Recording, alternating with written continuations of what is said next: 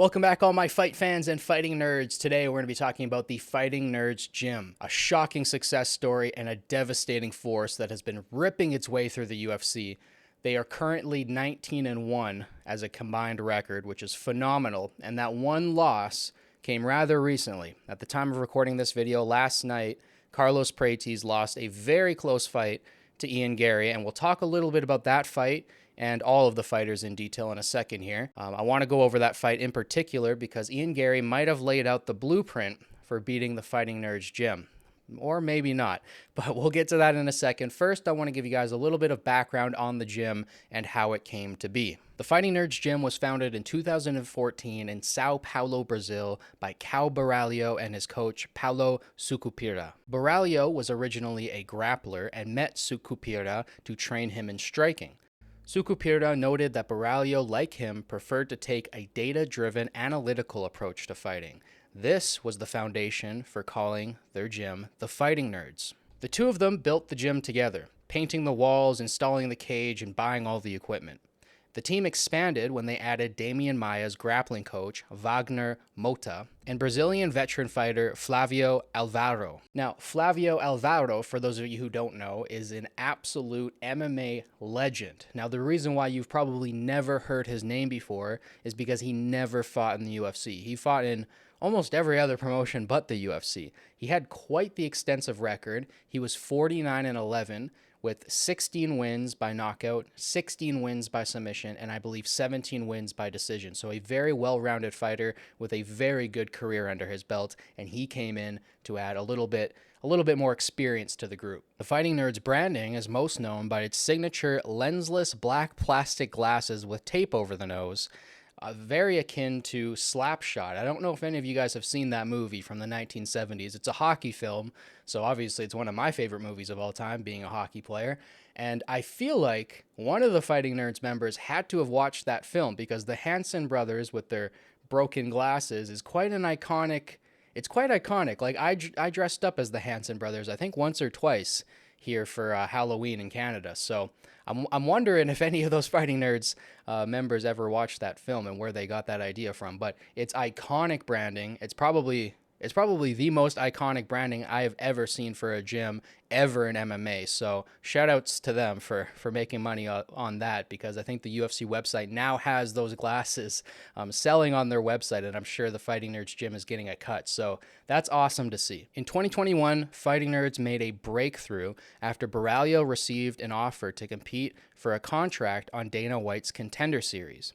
After 2 fights, Baralho won a contract, Mauricio Ruffi, Jean Silva, and Carlos Prates following in short order. So all of them had tremendous performances on the Contender Series, the 4 of them, and they all came into the UFC looking to shock the world, and that they did.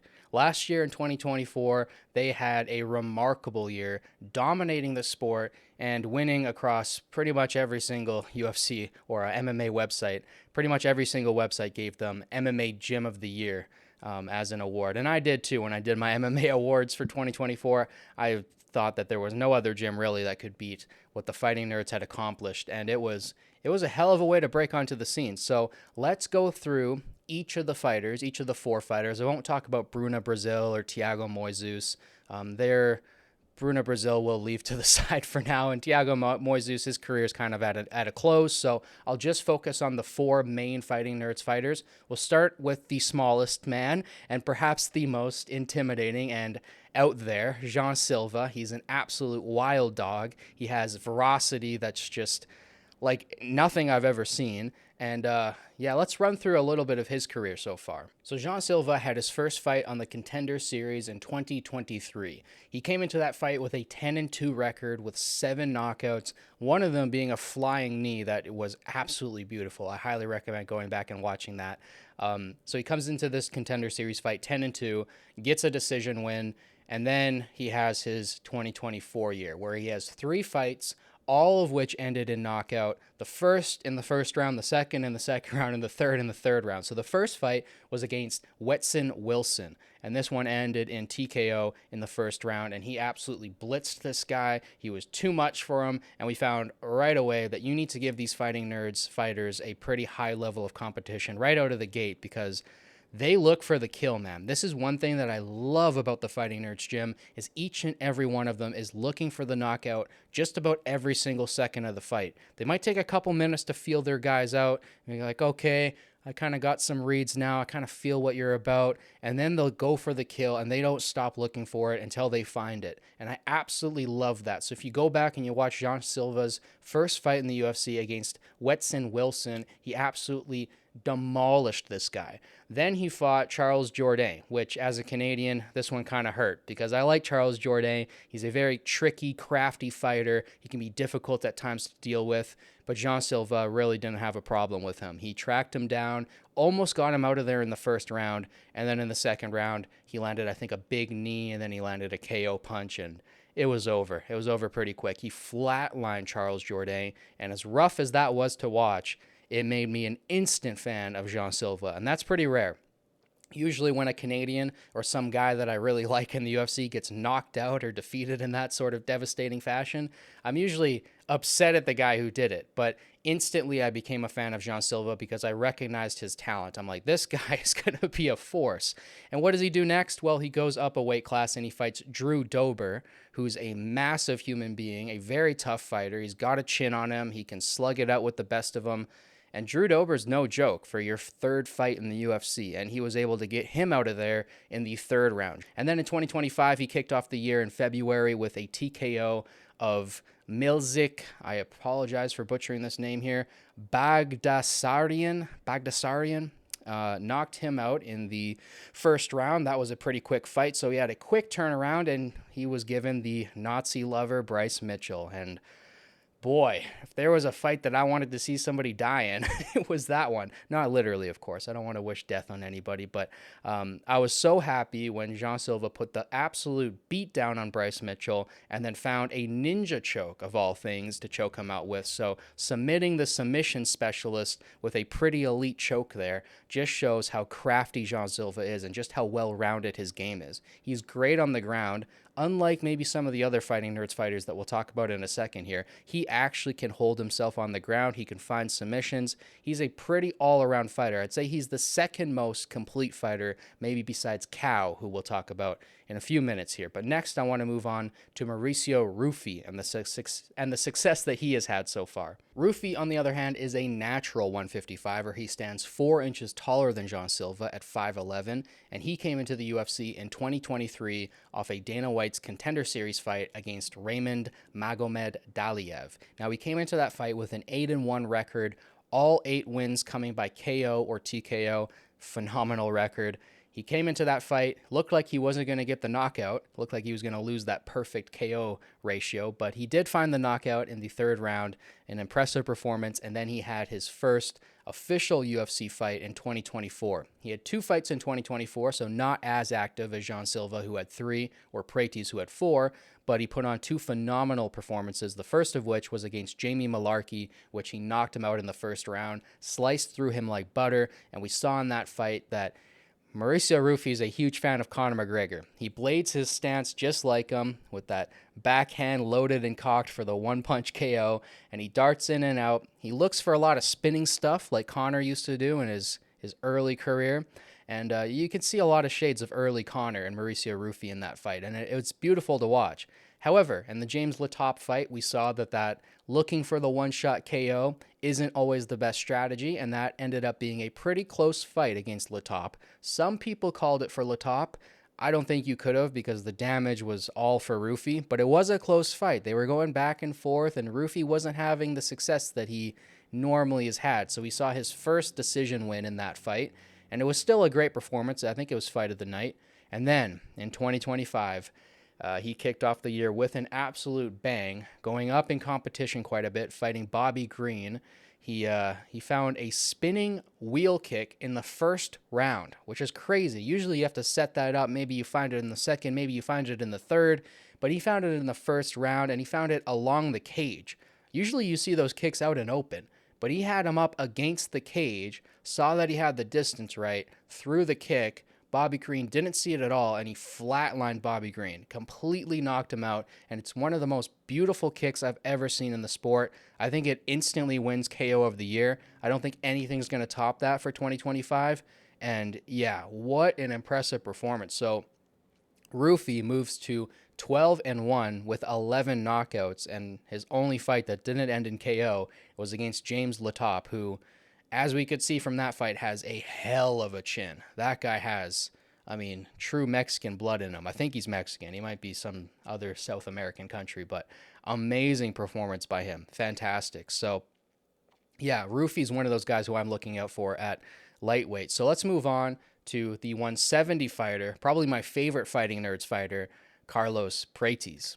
So Carlos Prates broke into the UFC in 2023 with a Dana White's Contender Series fight against Mitch Ramirez, which he got a TKO in the second round. He came into that fight with a 16-6 record with 11 wins by KO, and if you can go back and watch some of Carlos Prates' early career and some of the knockouts that he had, some of them are pretty spectacular. I highly recommend it. This man has, I believe, over 100 fights worth of experience when you combine his kickboxing and Muay Thai records. So this guy, out of all the Fighting Nerds, has probably fought the most. Now, you might be wondering, why is his record a little bit spotty? Why does he have more losses than some of the other Fighting Nerds fighters? Well, it's because of how active he is. So in 2019, he lost a close decision in one Warrior Series. In 2017, he got knocked out.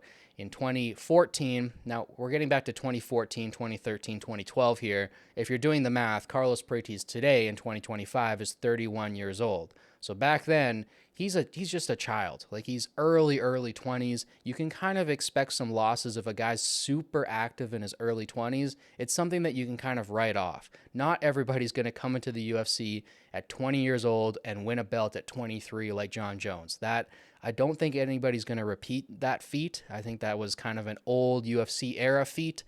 Now, you know, the competition's so high, so many people are doing MMA. If you're going to be active in your 20s, especially your early 20s, you're probably going to be dealt a couple losses, especially if you're fighting big 31-year-old guys. So his losses early in his career, I mean, he had a couple in 2013. He had one in 2012. So I don't really count those too harshly against his record. He was young and he was learning at the time.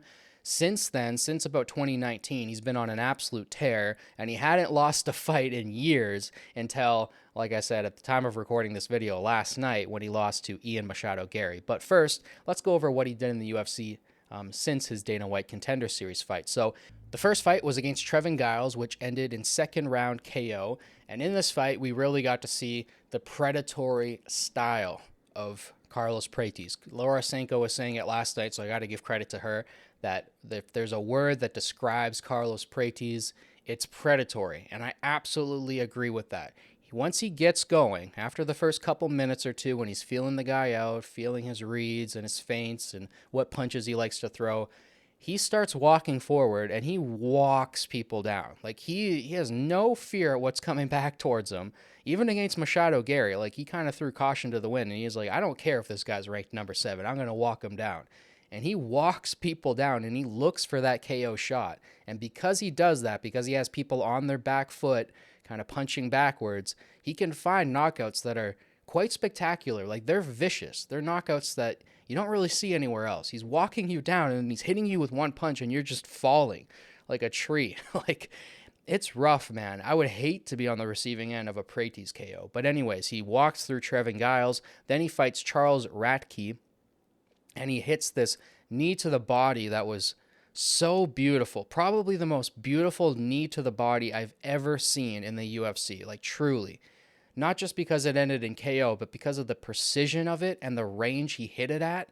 I mean, he was standing pretty far out, and then he sliced that knee right through the middle, hit him in the gut, and took Charles out with a knee to the body, which is so damn impressive. I don't think people realize, unless you've done Muay Thai, unless you've done a striking martial art, I don't think people realize how hard that is. It's a little bit easier to drop a guy with like a body hook or a body punch, but a knee, I mean, you see it. You see it in Muay Thai, don't get me wrong. Guys get in the clinch and people get dropped with body knees all the time. But in MMA, it's pretty rare to see something like that. And I that was just something that stood out to me. Just showed me how dynamic of a striker Carlos Prates truly is. And then he fought Li Chi Lang, and second round KO for that fight. That was horrible to watch. The first round was close-ish. Like the Leech had some moments, but really Carlos Prates was just playing with his food, trying to figure out how he wanted to knock him out. And then in the second round, just a devastating punch. And I think they were saying on the broadcast that the Leech has never been knocked out before. And then exactly when they said that, his lights went out. So great timing on that. I love those moments when John Anik will say something or Joe Rogan or DC will say something and then the opposite will happen.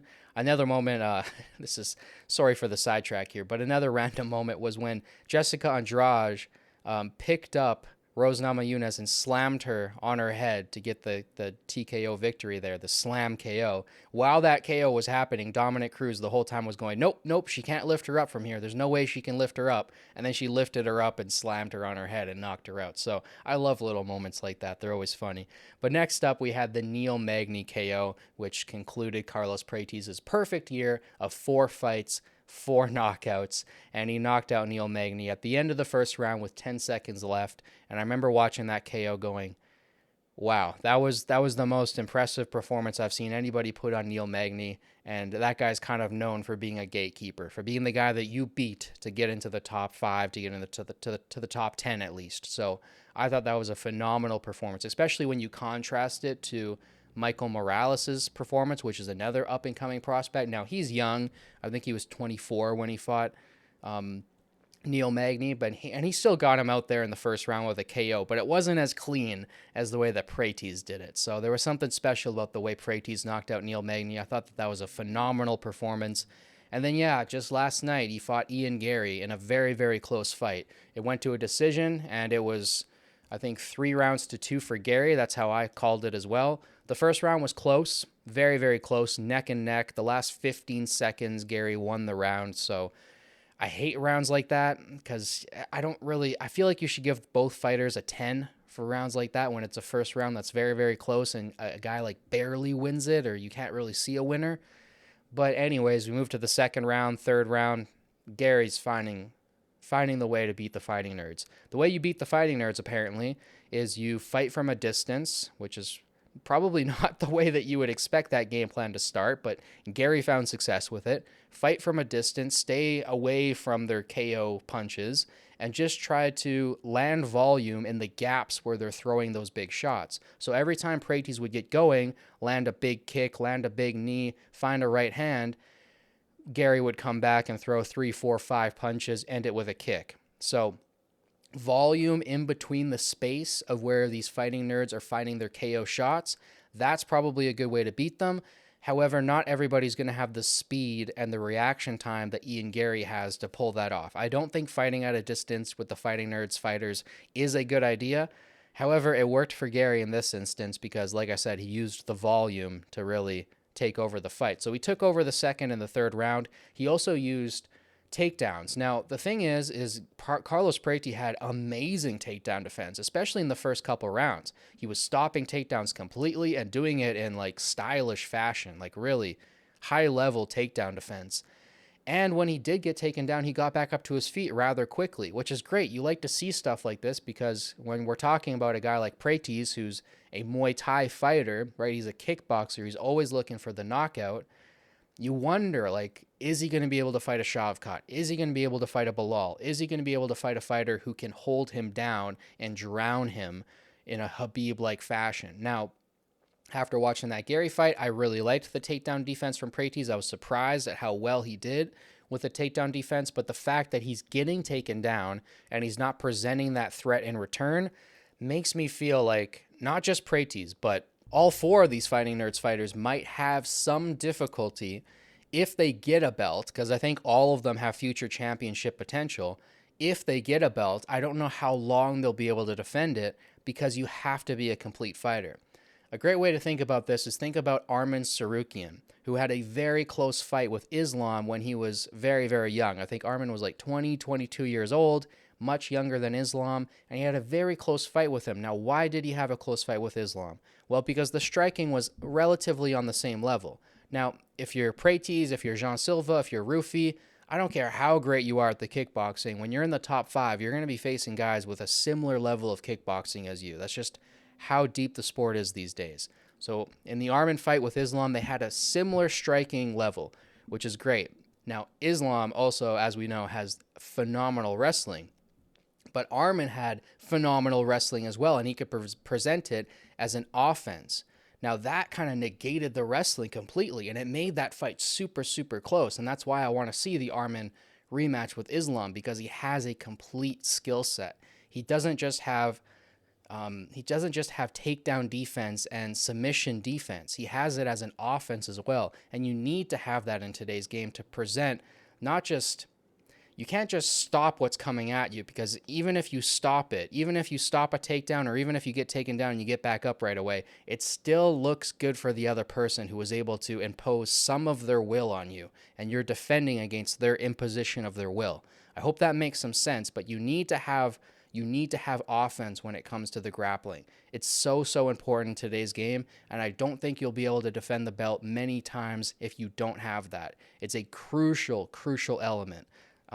Like I said, you can't just be defending all the time. You need to present your own submission threats, your own takedown threats, even if that's not your game. And that's what Ian Gary did. Ian Gary is a striker. That's what he likes to do. He likes to knock people out. He's really good on the feet. But he presented a full game. He presented submission offense. He presented takedown offense. And that's why he won that fight. He squeezed it out. Now, I will say, in the last 2 rounds, Prates was finding his shots. That's the thing about these Fighting Nerds fighters, is if they do stay on their feet, they're going to find their shots eventually. And he got really, really close at the end of the 4th, and especially at the end of the 5th. I mean, he was a couple ground and pound punches away from ending the fight and winning it right there. And it was the most frustrating and infuriating fight to watch, because I had my cousin, I told him to bet money on Prates, and I'm like, this is a sure thing. The guy has 10 knockouts in a row in his last 10 fights. Like, definitely bet on Prates. And watching that 5th round was, yeah, frustrating doesn't even wrap it up. But I hope in the future Prates capitalizes on those mistakes. He learns from them, and he comes into his next fight looking for the knockout a little bit sooner, or he presents something offensively when it comes to the ground game to kind of keep people off of his legs. He has very, very long legs. And like I said, he has great takedown defense, but that's not, you can't just ride on that in today's game. You used to be able to maybe 5, 10, 15 years ago, but in today's game, you have to have offense on all fronts. So that's my only thing when it comes to the Fighting Nerds gym, is do they have offense on all fronts? And that brings us to the 185-pound fighter, Caio Borralho, who definitely is the most complete and well-rounded Fighting Nerds fighter. So let's look at some of the success that he's had so far. So Caio Borralho broke into the UFC after winning 2 fights on Dana White's Contender Series. Sometimes that happens. Dana White is pretty stingy when it comes to this. You can have a great fight on the Contender Series, but if it doesn't end in a KO or a submission, or if it isn't an absolute war, he doesn't really want you. He wants you to come back and fight again. So some fighters have had to fight more than that. I think Finney had to fight like 3 times to get into the UFC.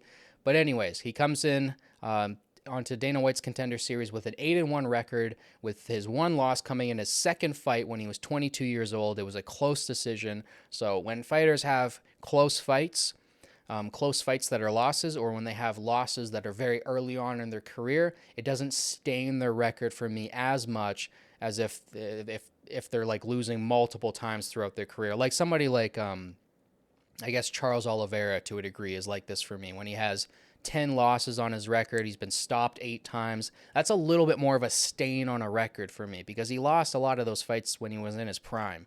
So somebody like Caio, who's been very dominant throughout his prime and doesn't really have any losses since that first loss, I mean, that's his only loss on his record, that's quite impressive to me. So coming into Dana White's Contender Series 8-1, the first fight ends in a decision, the second fight ends in a first round TKO, and that will quickly get you into the UFC. So he comes into his first official UFC fight, 10-1, and he wins that first fight by decision. That was against, I apologize for butchering this name, Gadzi Omar Gadziev. I apologize. Some of those long Middle Eastern and Russian names are difficult for me, but it ended in not the greatest fashion, because Caio landed an illegal knee towards the end of the round, which deducted him a point, and then it went to the scorecards, and then he won a decision. So it was a dominant fight for Cow, but you don't like to see a fight end that way. So he came back with his next fight against Armen Petrosyan, a very high-level kickboxer, and he won that fight via decision. Now, I know Cow is a little bit more of a decision guy, I guess, when you compare him to Rufi and Prates, who are just knocking out everybody they fight. But I think Cow truly is the most well-rounded and complete fighter on the Fighting Nerds team. And if you go back and you rewatch some of his old fights, he's only been in the UFC for a couple years, but when you watch his first couple fights in the UFC, I think you'll see that this guy's incredibly skilled and he puts on very fun and entertaining fights. So don't look at his record and go, oh, there's a lot of decisions here. I don't want to go back and rewatch those fights, or I don't really want to watch this guy's fights. He's an incredibly entertaining fighter, and that fight with Petrosyan was a kickboxing masterpiece. Then he had a fight with Mahmoud Muradov, and that was another decision, but another fantastic fight. Again, showing Cow's complete skill set. This guy can get takedowns, he can defend takedowns, he can defend submissions, and he can get submissions. He can do absolutely everything. He can fight in the clinch, he can fight at range. Cow is such a complete fighter, and he really showed it in that second fight, or in that third fight, I guess, in the UFC. And then he had a fight against Mikhail Olasejek, who is an absolute warrior. This guy, every single time Mikhail fights, I always circle it because he's always in wars. He always brings it. He comes forward. He's got that Polish power. He's an incredibly fun fighter to watch, and Cow was able to get him out of there in the second round with a rear naked choke. So a phenomenal performance by him in that fight. And then he had a fight against Abuspyan Magomedov, another decision victory, but again, showcasing his complete skill set. And then he had the fight against Paul Craig, which he knocked him out in the second round. And that's a big step up in competition. Paul Craig is a bona fide veteran. That guy is, he's been tried and tested so many times. He's beaten guys like Jamal Hill. He's beaten guys like Magomed Ankalaev. Like, Paul Craig's a big name, a big guy to get a win over, and he knocked him out in the second round. So that's impressive. When I see something like that from Cow, I go, give that guy a title shot. When I see the way Bo Nickel fights Paul Craig, and I'm a huge Bo Nickel fan because I love wrestling, I go, yeah, you know what, Bo Nickel's going to need a little bit more time. But I thought that was a fantastic performance against Paul Craig. And then he had another fight against a tested veteran in Jared Cannonier. Now, you might say, well, Jared Cannonier's old and he's washed up and all this stuff. But then you watch what he just did against RoboCop, taking out Rodriguez like that after getting basically knocked down twice in the first round, coming back and knocking him out. I believe it was in the fourth round. Jared Cannonier he's not aged, man. That guy might be 40, but he still fights like he's 30. So I still think that was a very impressive win that Cow had over Jared Cannonier, beating him up for round after round after round, almost knocking him out in the fifth. He almost got the KO there, but I thought that was a tremendous performance. It really showed the poise and the IQ that Cow possesses. This guy, I think he's going to be a champion, and I think he's going to be able to defend the belt for a while too. Now, he is in the same weight class as Khamzat Chimaev, which is a huge wrench in the plans, because if Khamzat wasn't in this division, I'd be like, okay, Cow is going to win the belt and he's going to defend it like 4 times. Khamzat changes that. And we'll talk about that fight if that fight ever gets booked, but I think Cow, that's really going to be the only threat for him in this division. I think a guy like Dricus, that's a great fight for Cow. I think he's got the striking, he's got the IQ, and he's got the poise, and I think he's got the mind, because remember, he's a nerd. I think he has everything that he needs to beat a guy like Dricus. So I can't wait to see what Cow does in the future. I can't wait to see what all of these fighters do in the future, because like I said before, I think every single one of these fighters, Silva, Rufi, Prates, and Cow, I think all of them have championship quality. I think they could all be champions one day in the UFC. Whether or not they defend multiple times, that's another issue. Like I said before, Ian Gary kind of laid out the blueprint for Prates. You got to hit these guys with volume. You got to mix in some takedowns, and you got to make the fight dirty. You can't just stand on the feet and watch what they're doing, because the second you stand still, you're going to get decapitated. This gym is notorious for knocking people out. Maybe Cow aside. Cow's still a fantastic fighter, but Prates, Rufi, Silva, these guys are deadly fighters. They are now the new boogeymen of all of their divisions, all of their respected divisions. So that's something for a gym to come in and 3 out of 4 of their fighters. You can even probably lump Cow in there too and say 4 out of 4, but at least 3 out of 4 of their fighters have become the official boogeymen for their division. So that's something pretty special. Some of these fighters are on the rise and might be in the UFC one day, and some of these fighters are kind of gearing towards the end of their career and they're just there to help out. But I thought I'd share with you guys a list of kind of the other Fighting Nerds fighters if you guys want to go check out their resumes and their records and see where they're at, because I'm sure we're going to see more Fighting Nerds members in the UFC. The Fighting Nerds have already announced, I think just a couple weeks ago or a couple months ago, that they're going to be expanding to America, to the US. They're going to bring a gym to the US. They want to train more fighters. They want to expand as a empire of gyms, I guess. And I can't wait to see what they do in the sport. I think the way they approach fighting, their analytical approach of really breaking things down, kind of almost like math problems, I think that nerd-like quality that they have is tremendous. I think more gyms should be like that. That's what I really loved about the Jackson Winklejohn gym, is they kind of had that same approach. They had a very systematic approach to fighting, and I think that's the way to do it. So I can't wait to see what they do next. And I love the spirit of going out there and, like I said, like a predator, just looking for the knockout all the time, looking to make fights exciting, not going out there and looking to hold guys down and get a decision and drag things out and win rounds. These guys are going out there and they're looking for bonuses. They're looking for finishes, and that's so exciting. That's what we want to see in the UFC. So like I said, I can't wait to see what this gym does in the future. Definitely let me know down below in the comments if you guys want to see me make a video like this on another MMA gym. And let me know down below in the comments which one of these fighters is your favorite. Which one do you think has the most potential to become a champion or a long reigning champion?